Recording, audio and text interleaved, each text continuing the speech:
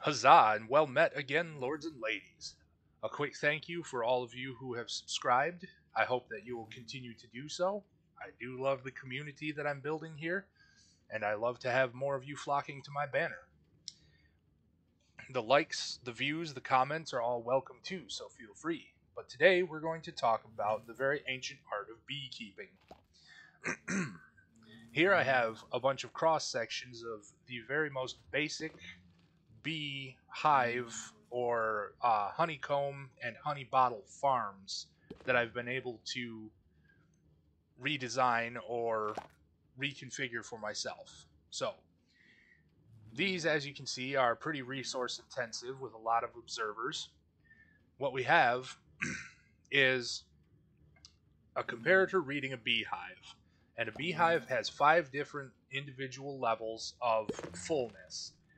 Every time a pollinated bee enters and then leaves the hive, that fullness level increases by 1. When it reaches 5, it is ready to be harvested, either with a bottle for the honey itself or with a pair of shears so that you can have the honeycomb. You'll see these are working just as we talk here, but I'm not too concerned about it. This one works a bit better. As you can see, these bottles ended up falling into the beehive, and we don't have a very secure way of collecting them. This one we can collect a little bit better, but honeycomb tends to fly in many different directions. One of the problems that you'll probably see while we're talking about these slices is that the bees can't move past each other very well, but you'll rarely build yourself a singular block wide beehive or bee farm. These are just for demonstration purposes. This one is much less resource intense, but still, that would be an enormous farm to build. So this one is the best that I have been able to design or research. Our comparator reads through the block to the beehive 1, 2, 3, 4, 5. Powers this blue cement block, or blue concrete block, excuse me, which powers our dispenser aimed directly at our beehive. This is just full of bottles, so when it works, it just fills bottles with honey.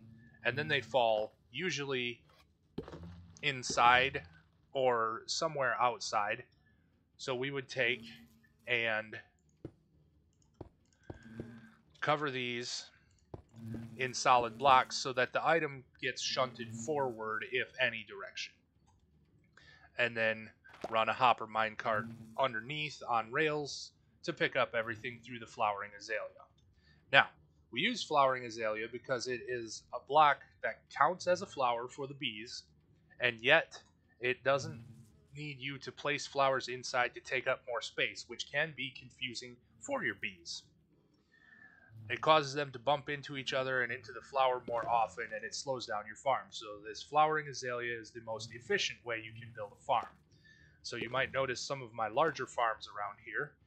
And credit where credit is due, one of these has come from Prowl, and one of these comes from Silent Whisperer. Both of them are well-designed farms, but they're very specific. This one is from Silent, and it's very good at bottles of honey. Not so good with shears, but I find it to be a lot of wasted energy.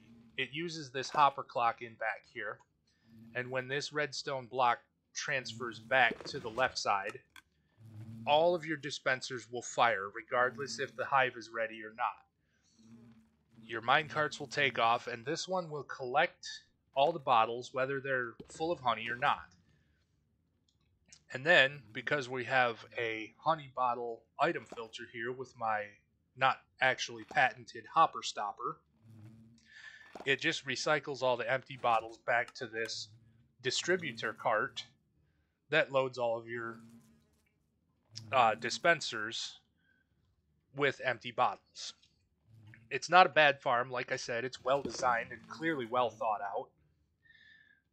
We have this yellow circuit that's here just to power the hopper or the item hopper to filter only honey bottles through.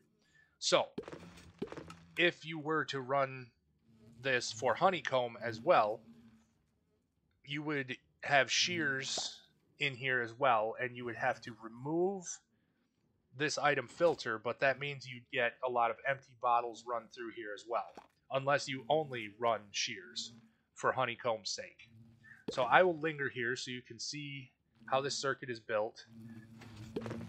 You'll use this lever to power this block so that your farm is not trying to activate while you're building it. Don't take it off, but it will never be turned on again once you're done building. This also has a system in place with this observer and this blue circuit here. Almost everything about this farm operates on this singular blue circuit. There is a green circuit I'll talk about in a moment here on the other side. This line of redstone dust and this braking system for your minecart with chest is meant to only allow the placing of one glass bottle in each dispenser at a time. And that way you don't get a bunch of excess storage built up in here. So you don't need as many bottles to fill up your station. You can use this large chest here to fill up bottles. These hoppers take the empty bottles that are returned and send them into the minecart as well, so it's just a convenient place to add more. This green block here is, this lever is powering through the green block to help power all of these powered rails that move your collector cart along. Also, credit where it's due, this is where I found out that the flowering azalea leaves are the absolute best way to supply your bee farms. This one is a well-designed circuit as well, and it only works with honey bottles. You see, if you run shears through this, it will actually send your shears out through the collection system, so they are a one-time use. Drawbacks to this one are that the only access for reloading your dispensers, which are along the top side of this hopper line. Your droppers supply your dispensers, and the only way to reload everything is to come underneath this farm and manually reload them. There is no way to run a hopper line or a minecart across the top of them to fill them all up. And we can see that something has gone awry here because this has not fired as it should. Though we do have a lot of honey bottles, and you'll see that these hoppers are being locked up by this redstone signal coming through. The pros about this and how it's designed is that you can expand this thing for 100,000 blocks that direction if you wanted, and it will still work. If you needed, more honey than the land of Goshen, you could get it with this farm. And obviously it doesn't use any mine carts, so there's very little waiting. You just need to wait for the hoppers to filter all of your items out here. Once again, my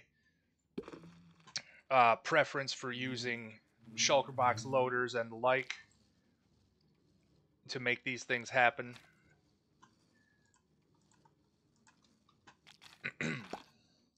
Yeah, somehow I've jammed up the system here. I guess we can manually slice that one. Oh, we let one of the bees out. That's not good. But that's alright.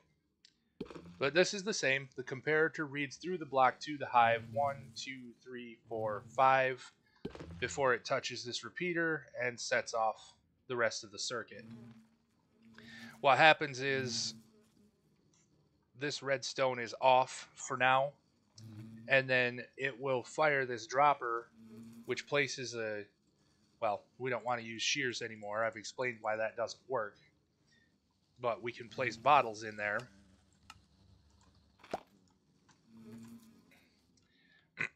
and it will place a bottle into the dispenser, which will use the bottle to collect the honey, and then it immediately falls out the bottom after being filled with honey to the hopper. And this hopper line carry them all this way. So like I said, a very well designed farm. You'll get tons and tons and tons of honey bottles from it, and it is a very productive farm. If, however, you are looking to run both honeycomb and honey bottles in a single farm, this is going to be your bread and butter. So we placed a door here so we can go in and visit this bumblebee's habitat. And I have placed many bottles in these dispensers. There is a problem that if you let your dispensers run out of bottles or shears, you will have the issue that it will break, because it will only attempt to fire once when the comparator detects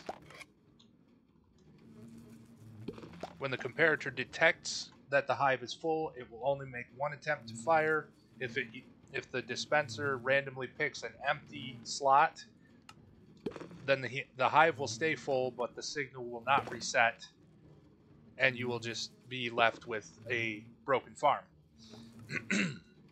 Just a simple rail collection system on the bottom here. You can see we're getting honeycomb, we're getting honey bottles. They only stack to 16 for some reason.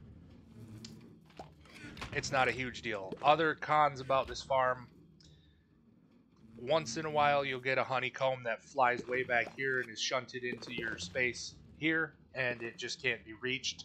So you lose a few items here and there. It is very expandable, but you'll have to keep using more powered rails, and it can be fairly resource intensive. Keep a chest with a minecart with chest up top. Fill it up with bottles and shears, and as long as all of your hoppers are filled appropriately, well, you see, you can get a mix up there. But it shouldn't matter anyway if you've got one singular farm for all of this. Bottles, shears, whatever. You can even enchant shears to be unbreaking so that they last even longer in the dispenser. Go nuts with it. But anyway, that's been beehives and bee farms, honey bottles and honeycomb.